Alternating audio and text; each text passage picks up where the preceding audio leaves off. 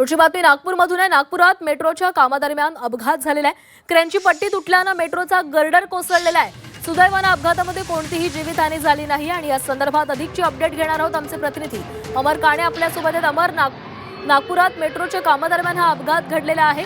काय नेमकं घडलेलं होतं? आता त्या ठिकाणची वाहतूक सुरळीत आहे का? काय प्रशासनाकडून सांगण्यात आले?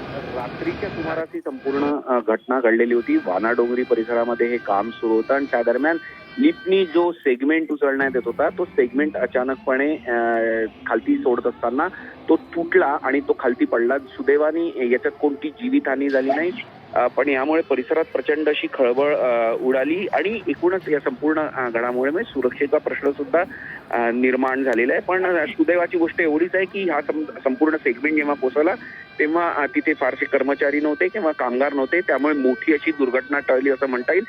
पण सुरक्षेच्या दृष्टीने उपाययोजना करण्याची अजून कटाक्षाने गरज असल्याचं महत्त्व चर्चा होत आहे। नक्कीच अमर, धन्यवाद दिलेल्या सविस्तर माहितीसाठी।